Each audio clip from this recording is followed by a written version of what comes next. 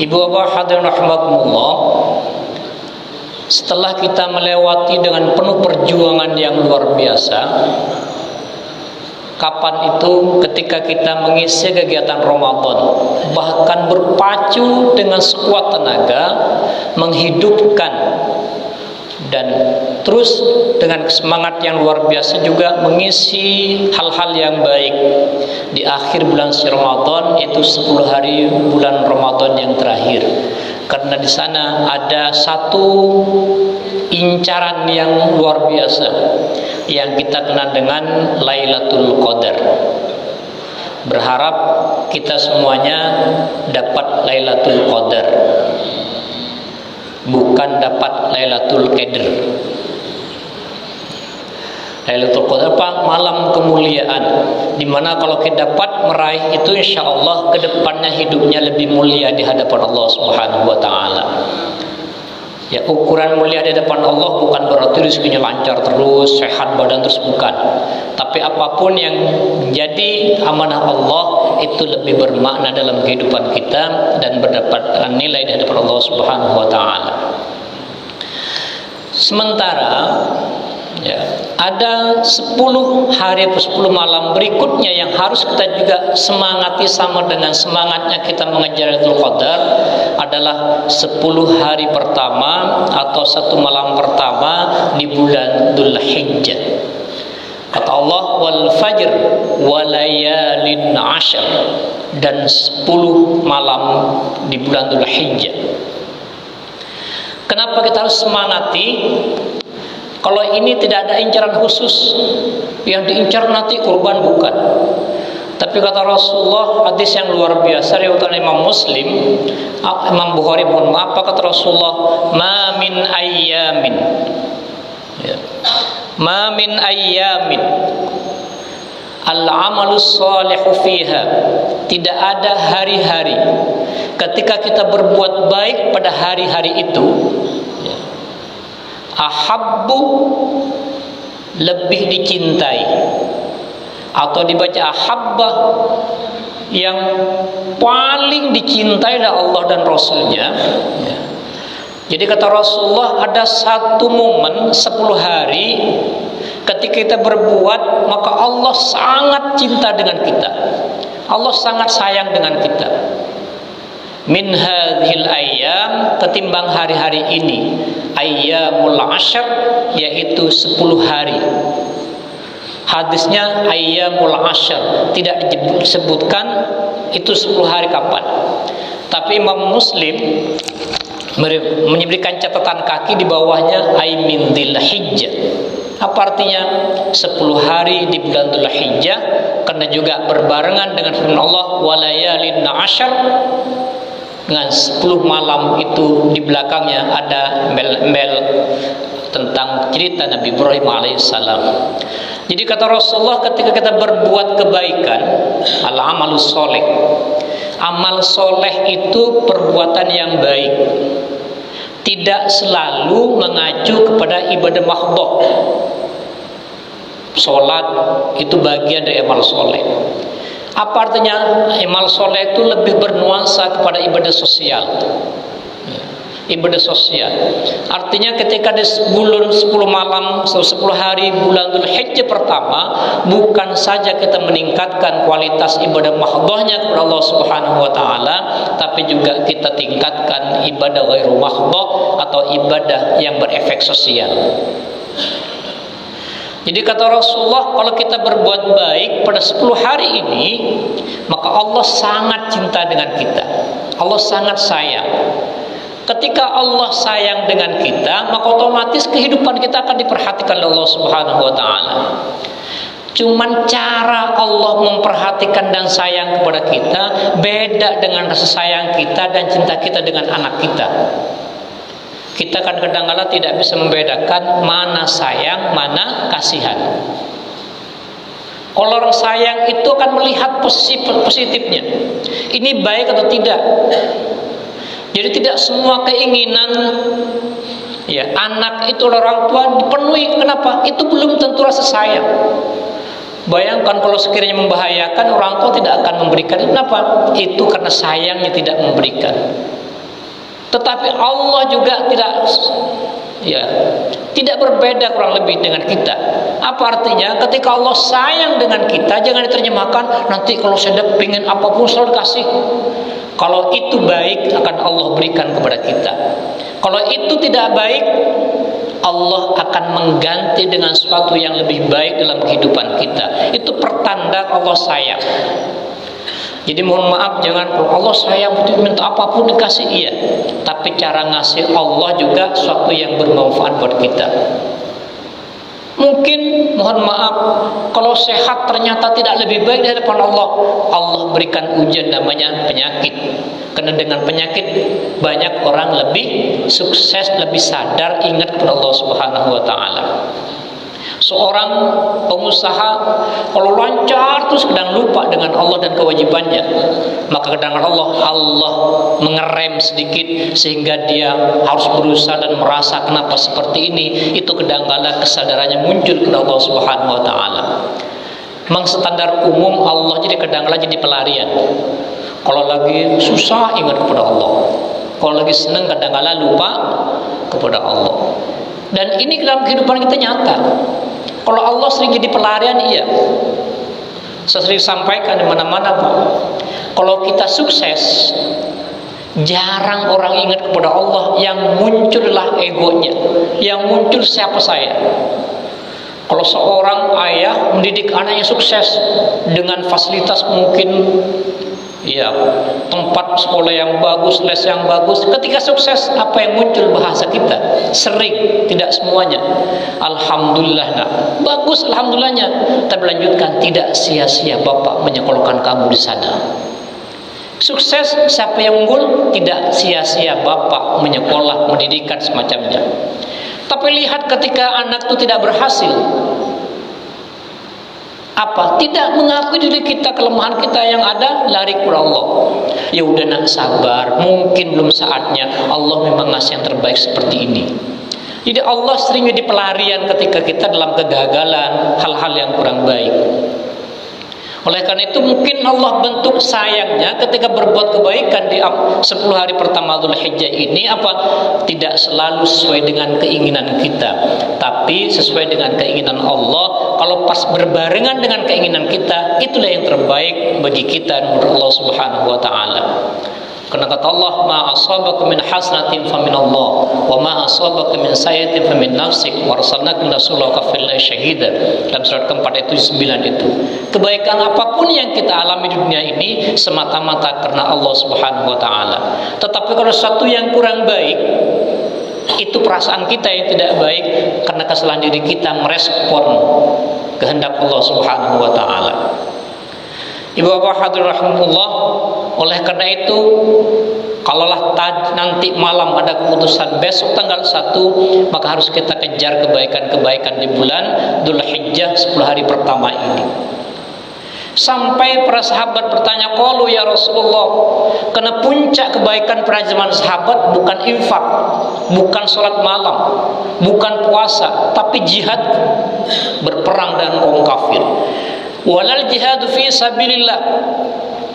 Ya Rasulullah, bagaimana kalau dibandingkan dengan orang yang berjuang di jalan Allah, pergi ke medan perang, tapi di luar bulan Dzulhijjah tanggal 1 sampai 10. Karena bulan Dzulhijjah itu termasuk bulan yang diharamkan oleh Allah untuk berperang. Dibandingkan dengan orang yang berjuang di medan perang Iran, Libanon, Palestina, dia berjuang, tapi berjuangnya bukan di bulan Dzulhijjah pada zaman Rasulullah. Kalau sekarang nggak bedanya di kita. Mau Dzulhijjah bulan apa, perang aja, berantem aja. Jawaban yang luar biasa, walal jihadu fi sabilillah. Dibandingkan dengan orang yang pergi ke medan perang pun berjuang sabilillah, maka Allah lebih senang dengan orang yang berbuat kebaikan di 10 malam atau 10 hari bulan Dzulhijjah. Apalagi kalau berperangnya, berjihadnya pada 10 hari pertama di bulan Dzulhijjah, maka dia luar biasa pahala Allah SWT. Bahkan kata Rasulullah, illa rajulun, yang bisa menyamai pahala, kebaikan, kasih sayang Allah ketika berbuat baik di 10 hari pertama Dzulhijjah, kharaja bi nafsihi wa malihi wa lam yarji min dzalika bi syai'. Kalau orang berjuang di bidang Allah, jalan Allah, berperang, dan dia tidak kembali kecuali nama baiknya, alias mati syahid atau syuhada Allah Subhanahu wa taala. Jadi kalau orang berjuang dan meninggal di medan perang, itu baru menyamai kualitas atau keutamaan berbuat baik di 10 hari pertama bulan Dzulhijjah. Jadi kalau besok kita puasa, Pak, pertama akan mendapatkan pahala karena kita puasa sunnah hari Kamis, hari Senin. Yang kedua, kita puasa bagian dari amal soleh, juga akan mendapatkan keutamaan kita berpuasa di 10 hari pertama bulan Dzulhijjah. Ibu bapak hadiratullah, oleh karena itu apa yang perlu kita lakukan? Ya, kita lakukan apa yang kita bisa lakukan.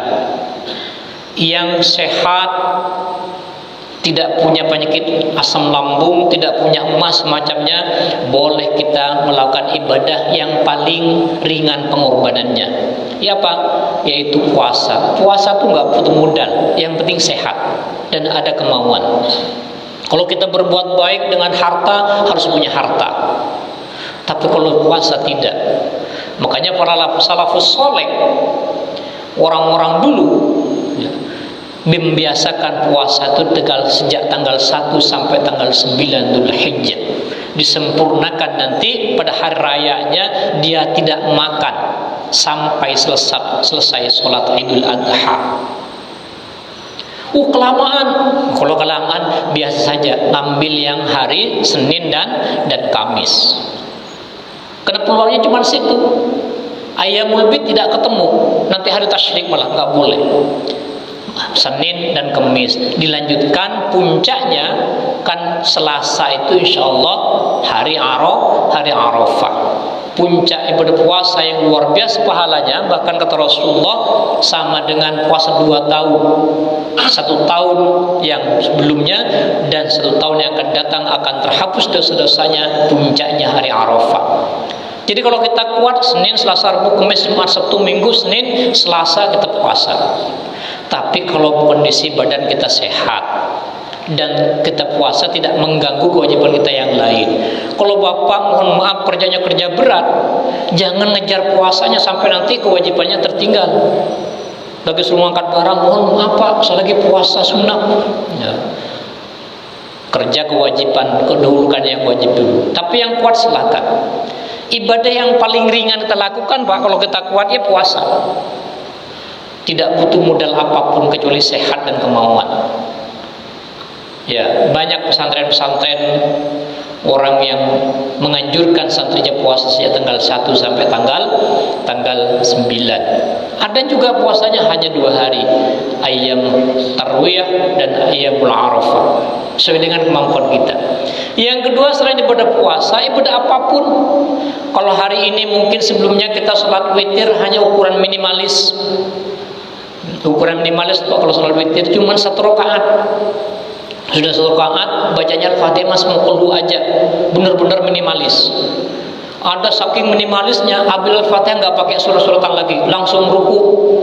Ketika hari-hari bulan Dzulhijjah sebelum pertama, coba tingkatkan, mungkin bisa sampai 3 rakaat. Kepanjangan ayatnya nggak usah yang panjang-panjang, ambil aja surat 3 terakhir, An-Nas, Al-Falaq dan Al-Ikhlas. Kalau bisa dengan ayat yang lain. Semua tingkatkan. Kalau hari ini mungkin qobliyah zuhur kita hanya 2 rakaat, karena kita mengambil yang 10 rakaat. Ya, sholat sunnah rawatib yang muakkada tingkatkan sebelum zuhur kita 4 rakaat. Nanti selanjutnya 2 rakaat seperti biasa. Kenapa kata Rasulullah ketika tanya, kenapa kok 4 rakaat? Karena kata Rasulullah, pada hari ini langit sedang dibuka oleh Allah Subhanahu wa taala ketika zuhur. Makanya Rasulullah tuh biasa kalau sudah zuhur qobliyahnya 4 rakaat. Atau yang hobi baca Al-Qur'an, hobi Al-Qur'an 1 hari 1 juz, berharap mudah-mudahan di awal Dzulhijjah kita bisa khatam. Tapi kalau yang sekarang sudah juz 15, jangan turun ke juz 1 lagi, lanjutkan saja. Berharap nanti pas malam takbiran kita baca doa Allahumma rahamna bil Quran. Apa artinya doa khatmul Quran? Itu harapan kita. Kebaikan apapun yang kita lakukan, insya Allah akan mendapat ganjaran dari Allah Subhanahu wa Ta'ala. Puncak kebaikannya itu ketika nanti hari raya Idul Adha kita memotong hewan kurban. Sebab tidak ada amalan yang lebih utama ketika hari raya Idul Adha ketimbang memotong hewan kurban. Tapi memotong hewan kurbannya sendiri, bukan sebagai jagal, bukan. Motong hewan kurban, apa artinya berkurban? Bahkan as-sadaqatu burhan, berbuat baik sedekah atau kurban, bukti rasa keimanan kita kepada Allah Subhanahu wa Ta'ala. Kalau kita punya kemampuan tidak berkorban, keimanannya dipertanyakan oleh Allah Subhanahu wa Ta'ala. Bukti kalau kita beriman kepada Allah, punya harta ketika pas hari Idul Adha kita berkorban. Burhan kata Rasulullah, apa bukti rasa keimanan kita kepada Allah Subhanahu wa Ta'ala. Ada orang bertanya, pas hari Idul Adha atau hari kurban kita belum berakikah. Kan kata orang tidak boleh berkorban sebelum akikah. Kurban dengan akikah nggak ada kaitannya apa-apa. Kurbannya sendiri, akikah sendiri kaitannya dengan kelahiran. Kurban kaitannya dengan Idul Adha. Makanya jumhur ulama apa? Ketika pas hari raya Idul Adha, sementara kita punya anak umurnya sudah 15 tahun belum diakikahin, lebih baik mana? Akikah anak dulu apa korban dulu? Maka jumhur mengatakan lebih baik korban dulu. Karena korban masanya waktunya setahun hanya 4 hari. Tanggal 10 Dzulhijjah, 11, 12, 13. Sementara akikah itu sepanjang tahun boleh kita berakikah. Jadi dengan bapak kalau punya uang Idul Adha, akikah dulu, nanti korbannya nunggu tahun ke depan. Ya kalau tahun depan ada rezeki. Sementara kalau akikah boleh nanti bulan Dzulqa'dah, mungkin bulan Syawal, bulan apapun nggak ada masalah. Oleh karena itu momen kurban hanya terjadi ketika 4 hari di bulan Dzulhijjah, yaitu tanggal 10, 11, 12 dan 13. Setelah itu nggak ada kurban lagi. Sementara akikah kapanpun kita lakukan. Oleh karena itu yang punya kelebihan, ya jangan bergaya-gaya. Kalau Idul Adha nanti pakai sorban yang tebal, parfum habis semua, datang ke masjid padahal tidak berkorban. Kata Rasulullah, fala yaqrabanna musallana. Ngapain datang ke masjid? Imanmu itu belum ditunjukkan kepada Allah. Kamu punya kemampuan, kesempatan ada, tidak mengganggu anggaran-anggaran yang lain, tapi hanya untuk deposito saja, tidak berkorban. Kata Rasulullah, imanmu belum ditunjukkan kepada Allah. Tunjukkan imanmu baik dengan berkorban pada hari raya Idul Adha atau Ayyamut Tasyrik tadi. Ibu bapak hadirahumullah, oleh karena itu kalau akhir Ramadan kita mengejar Lailatul Qadar, atau kalau bahasa Indonesia malam Lailatul Qadar, malam kemuliaan. Karena itu momen bagaimana kita bisa merubah kita yang tidak baik menjadi baik, bahkan takdir Allah itu kan boleh Allah akan merubah ketika dengan doa-doa itu. Ya, dan yang kedua, pada 10 hari pertama dan 10 malam pertama kejar juga meraih rasa sayang dan cinta Allah. Kebaikan-kebaikan Allah yang siapkan dengan cara berbuat baik, apapun bentuk kebaikannya. Allah dan Rasul tidak menentukan apapun. Tapi yang paling ringan, paling gampang bagi orang yang sehat adalah melakukan ibadah puasa. Apakah Rasulullah pernah berpuasa? Apa sering berpuasa? Kata Imam Muslim, tidak. Sebab Rasulullah itu ketika berpuasa kadang-kala jadi acuan para sahabat, ini kadang-kala wajib atau tidak. Makanya Rasulullah sangat hati-hati. Walaupun lewat yang lain, Rasulullah juga kadang-kala senang berpuasa. Oleh karena itu, yang pertama kita tingkatkan kebaikan kita. Apakah dengan ibadah puasa, apakah dengan bacaan Al-Qur'annya, atau dengan sedekahnya, ataupun dengan apapun. Alhamdulillah saya lihat mungkin satu-satunya masjid yang banyak kotak amalnya Al-Taqwa ini, Pak. Cuman satu yang kurang. Depan yang lain ada kotak amal infak untuk umroh, marbot dan imam rawatib. Saya lihat tadi lengkap. tapi satu yang ada. Masjid itu ada infak untuk umroh marbot, ya, dan imam rawatib. Apa artinya? Imam rawatibnya dibelakangi tim marbotnya, ya, marbotnya. Siapa tahu, karena orang berinfak itu kadang-kadang memaafkan kesenangan hati, Pak. Saya ini aja lebih mantap. Di bawah sudah infak operasional, ada infak anak yatim, ada infak duafa. Kalau mungkin pelaksananya nanti ya mirip-mirip. Ada infak untuk, nah, ini yang saya belum dapatkan tempat yang lain.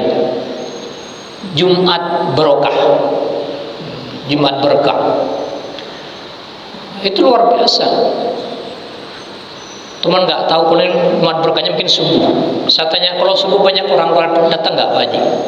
Pas Jumat berkah. Di luar tuh Pak, kalau Jumat berkah Pak, ada salah satu tempat Jumat berkahnya buka jam 8. Setengah 8 tuh ngantri ibu-ibu. Bapak nggak ada Bu, ibu-ibu. Ya ada yang sama suaminya ada. Mereka antusiasnya mengejar Jumat berkah. Kenapa? Ketika tanya, beda saat kalau makan Jumat berkah dengan makan di rumah itu beda. Bedanya apa? Ya ngantri dulu, semacamnya itu. Apa artinya? Peluang berbuat baik, apalagi di bulan Dzulhijjah ini sangat luar biasa. Pengurus menyiapkan sarana, tinggal kita bagaimana kita mau meningkatkan tidak. Oleh karena itu kita berharap mudah-mudahan kita berikan kesehatan dari Allah Subhanahu wa taala. Sehat lahir dan batin, sehat rezeki kita, sehat kantong kita, sehat jasmani kita, sehat iman kita, sehat ibadah kita, dan mudah-mudahan kita menggunakan peluang waktu yang luar biasa ini untuk berbuat baik di awal bulan Dzulhijjah, sehingga insyaallah Allah sayang dengan kita, sehingga kebaikan apapun kita inginkan Allah penuhi. Kalau ada terbesit hal-hal yang tidak baik, Allah jaga sehingga kita tidak berbuat baik. Ingat, kebaikan apapun silahkan. Puasa minimal Senin Kamis, ya nanti Senin lagi ditambah nanti pada hari Selasanya puasa Arafah. Insyaallah kata Rasulullah, tukaffiru sanataini madiyatan mustaqbalatan. Allah ampuni dosa-dosa kecil kita sejak tahun yang lalu dan 1 tahun akan datang. Apa artinya? Bukan kita bebas, besok bebas berbuat bohong, nggak apa-apa, kan sudah ampuni. Bukan. Puasa Arafah menjadi tameng perisai. Insya Allah Allah jaga kita tidak sampai berbuat keburukan 1 tahun yang akan datang. Kalaupun sempat kan kalah dengan nafsu, Allah berikan hidayah, cepat-cepat istighfar kepada Allah Subhanahu wa taala.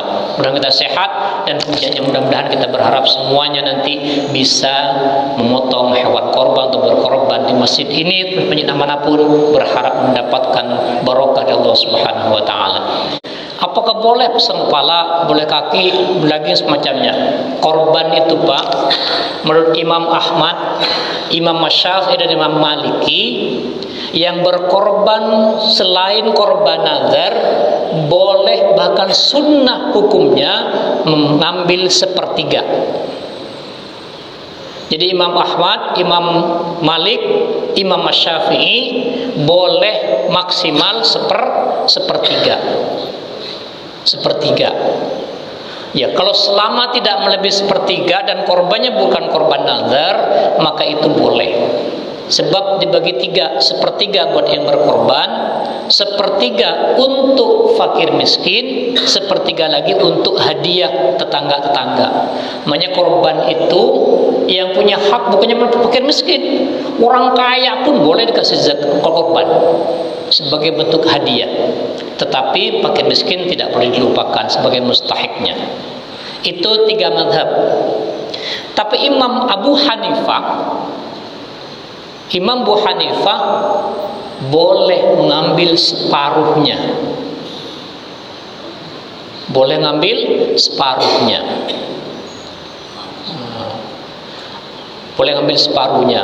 Kenapa? Mungkin nanti bagian tetangga-tetangga dari yang dia ambil itu. Sementara fakir miskin sudah diserahkan pakai separuhnya. Jadi kita, masyarakat kita di Indonesia itu kan standarnya sepertiga. Minimal, maksimal. Ya, yang mendekati sepertiga itu kalau hewan adalah paha belakang. Mendekati. Itu kan baru dagingnya, Pak. Loh, iganya kan belum diambil. Nah, kakinya belum. Ya. Belum hatinya belum. Ususnya juga belum. Itu baru daging, kata orang pedagang, karkasnya, baru daging baiknya. Ya.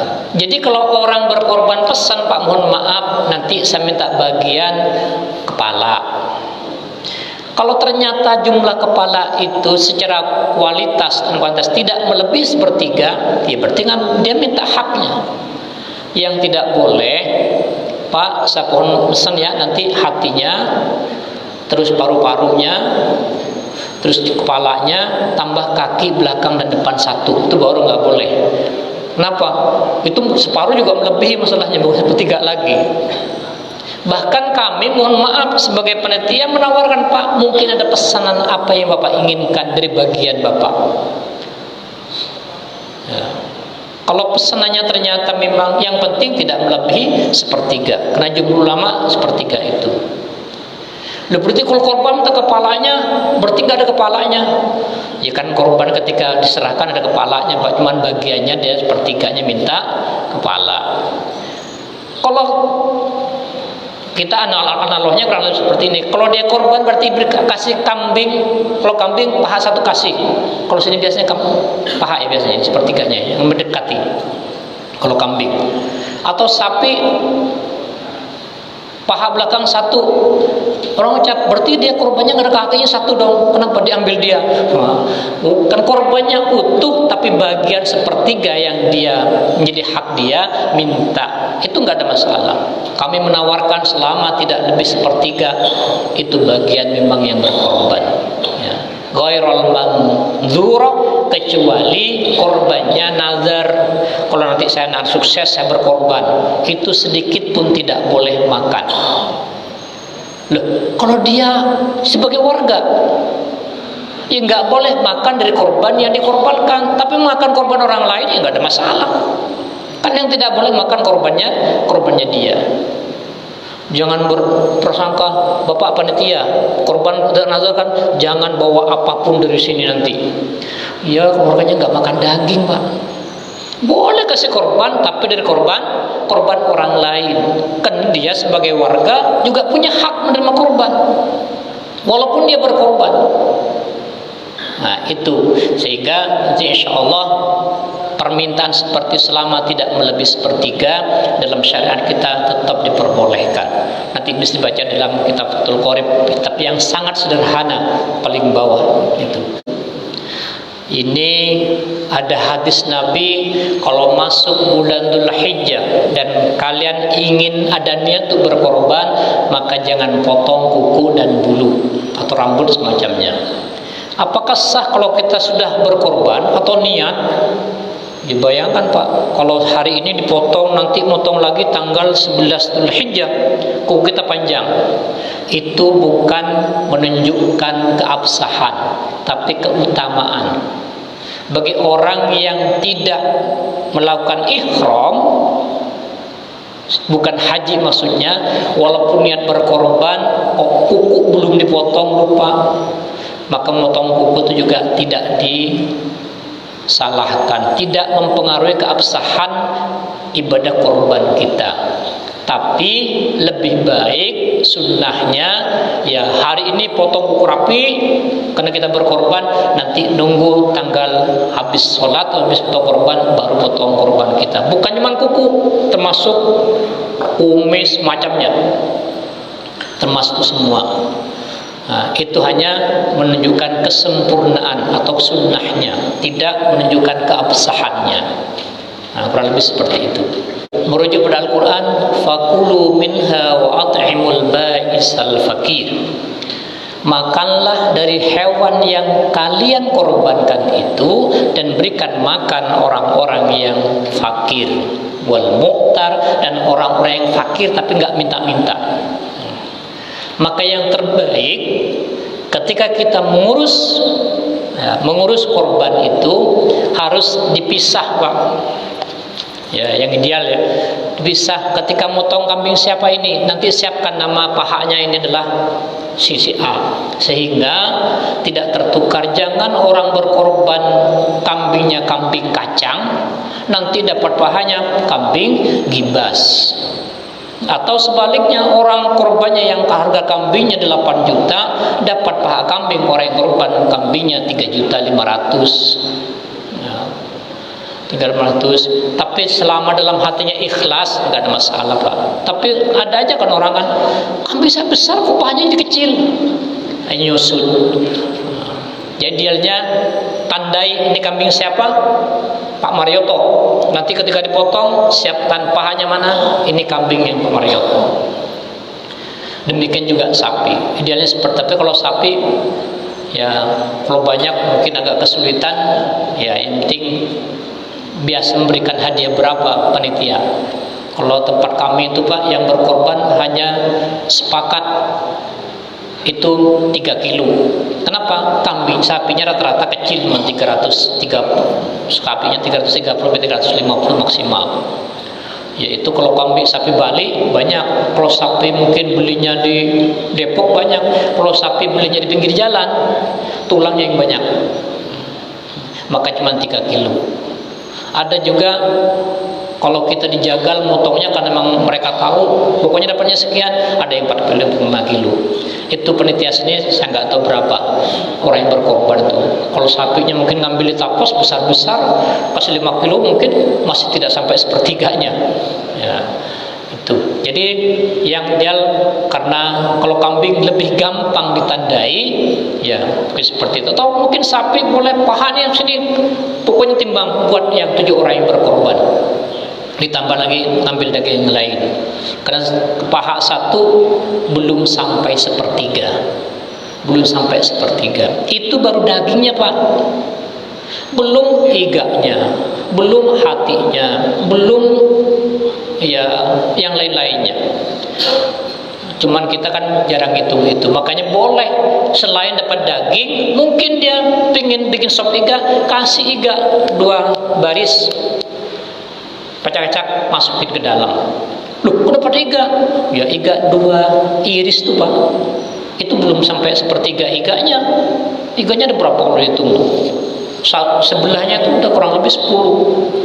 Kalau 2 berarti 20. Kalau 2 baru 2%-nya, 1/2-nya, belum 1/3-nya. Sehingga insya Allah yang berkorban itu nanti menikmati korbannya.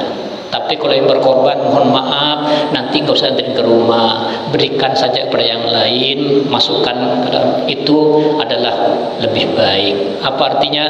Sudah biasa makan daging. Korban boleh nggak orang yang sudah meninggal? Nabi ketika berkorban tuh Pak, ini buat aku dan keluargaku, yang satu buat umatku. Nabi nggak nyebut ini umatku yang masih hidup, enggak. Pokoknya semua umatku. Artinya bagi kita yang belum sempat berkorban karena faktor ekonomi, nggak usah khawatir, sudah diwakili Rasulullah. Ya, ulama ada yang membolehkan, ada yang tidak membolehkan Pak. Sebab korban itu orang hidup katanya.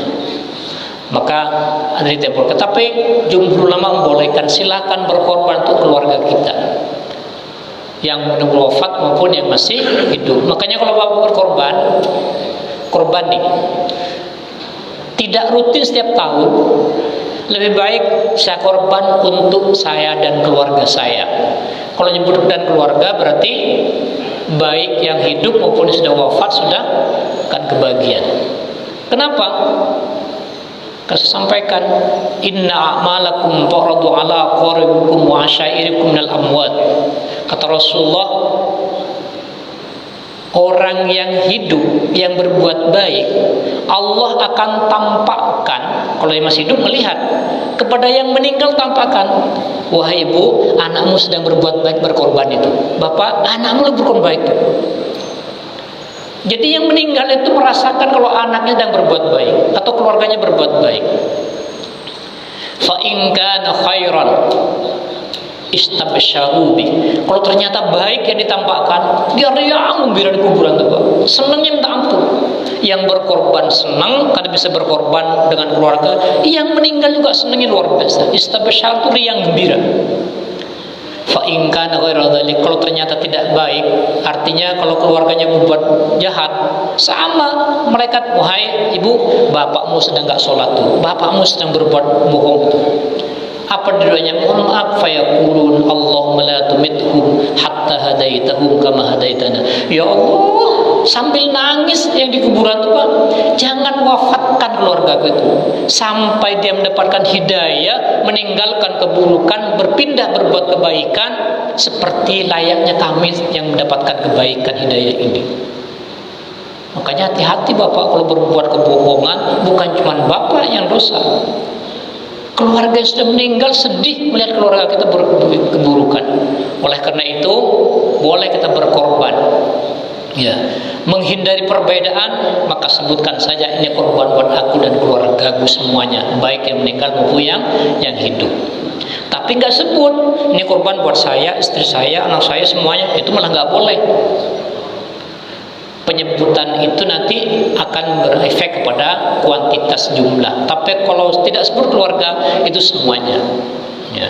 Tapi kalau memang kita setiap tahun alhamdulillah rezeki, boleh untuk menyemangati anak. Hari ini bagian kamu anak pertama kurban ya. Ya, dan keluarga semuanya nanti akan mendapatkan semua itu. Jadi silakan saja. Karena korban maka diserahkan hidup-hidup.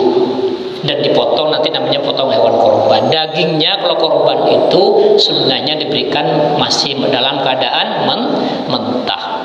Tapi kalau ada orang yang nggak bisa masak, ya nggak apa-apa, dimasak nanti diberikan yang sudah matang. Tapi mungkin jarang yang makin matang tuh, Pak. Kenapa?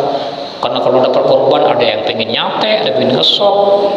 Bapak lihat habis nama korban itu semua pintu-pintu ngasap semua. Kenapa berasap?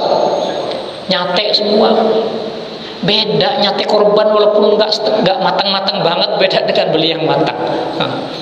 Kurang lebih seperti itu. Baik, terima kasih. Itu sama dengan akikah. Tapi anaknya udah akikah, udah dulu pakai apa? Pakai telur. Emang adanya telur dulu. Niatkan akikah selamatan dengan telur. Ada orang bisanya dengan ayam, maka dia secara syariat belum termasuk berkorban. Tetapi pahalanya, karena dia bersedekah pada bulan-bulan atau hari-hari bulan Dzulhijjah, maka dia tetap akan mendapatkan yang luar biasa, walaupun tidak sama dengan pahala korban. Apakah terus kalau begitu jangan korban, biarkan mereka bersedekah memotong ayam karena kemampuannya memang baru dengan ayam. Jangan, karena ada peribahasa, jangan menunggu sedekah ketika kamu nunggu kaya. Enggak, kesempatan ada dengan ayam, silahkan. Bahkan bapak-bapak, mohon maaf, yang hari ini tahun ini tidak bisa berkorban, ada berbuat baik dengan hal yang lain, dengan tenaganya bantu orang menyelesaikan hal yang berkorban. Apakah bukan pencacakan, bukan kupon, itu semuanya akan masuk kategori 10 hari pertama berbuat kebaikan. Ya, cuman di panitia juga harus dibatasi. Jangan semua warga datang semua, ya nanti malah tidak terkoordinasi dengan baik. Jadi silakan. Mampunya dengan ayam. Kalau orang dulu akikahnya dengan apa, Pak? Dengan telur 1 dibagi 4. Bikin nama, taruh di penilang. Siapa yang keluar? Yang keluar Pak Fulan. Oh, namanya Fulan. Memang kemampuannya seperti itu. Tapi makanya kalau dulu mungkin gak sempat diakikahin, sekarang punya kemampuan diakikah, tongkat kambing semacamnya.